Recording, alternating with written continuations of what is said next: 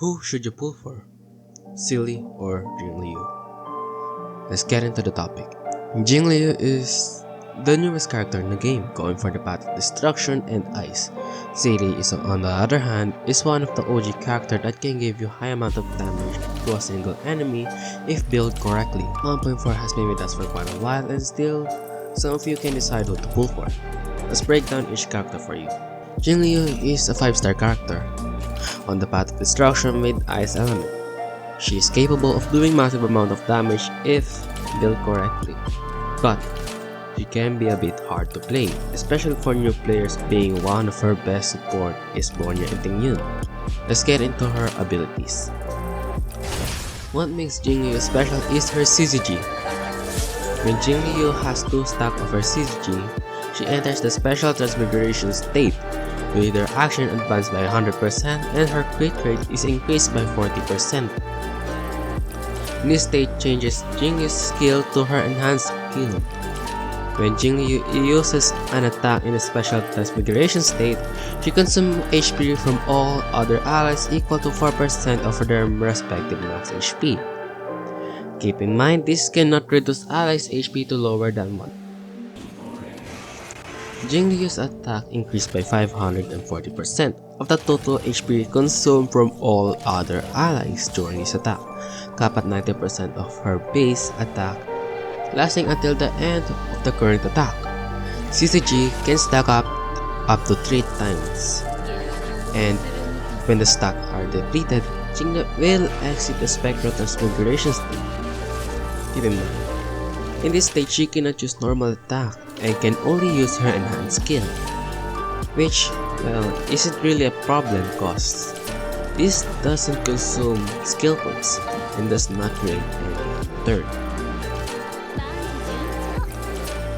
Her basic attack deals ice damage 50% of Jingliu's attack to a single enemy, while her skill deals ice damage equals to 100% of Jingliu's attack to a single enemy and obtain 1 stack of CCG.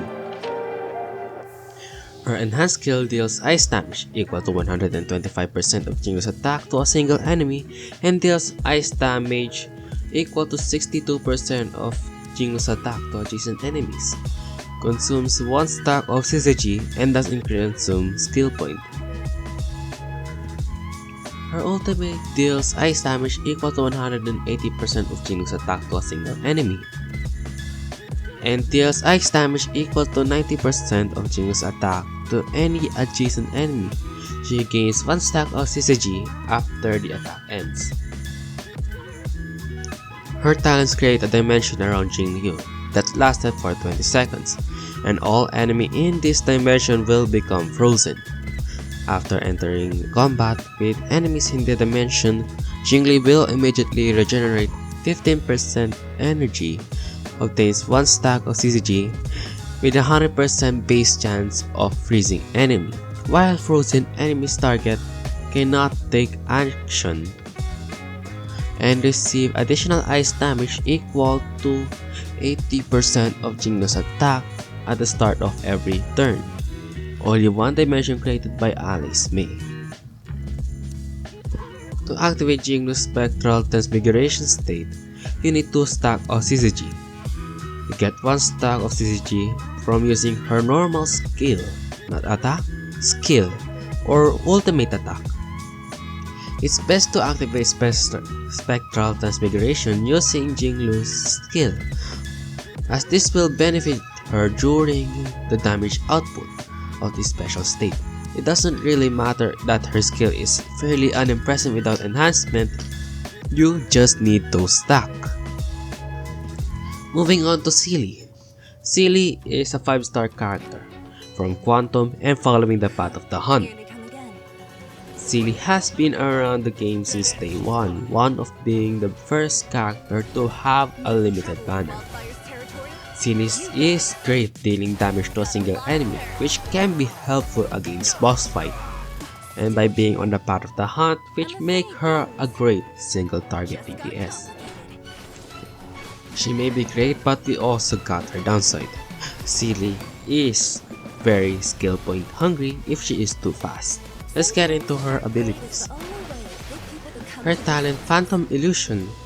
She gains stealth, making her a great character when you want to avoid fights as much as possible.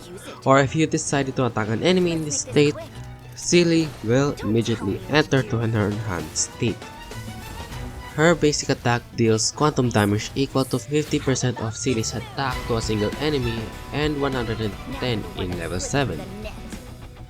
Her skill increases her speed by 25% for 2 turns and deals quantum damage equal to 110% of Selee's attack to a single enemy, 242% damage in level 7. Her ultimate enters the buff state, deals quantum damage equal to 255% of her attack to a single enemy. Let's get into the teams.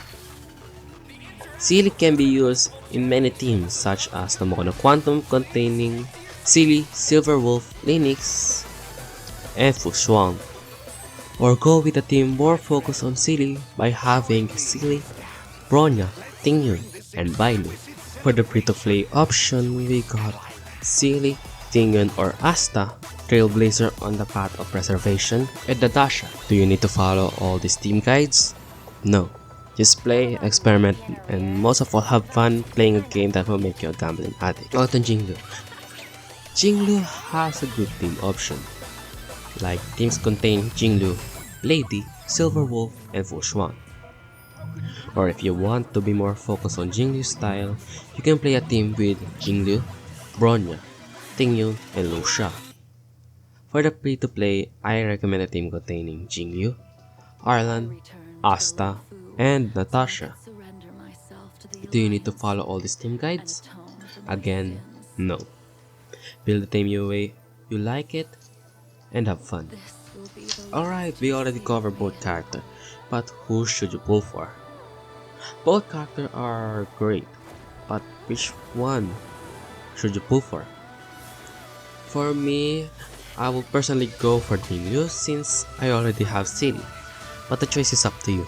Remember, choose the path that you won't regret on.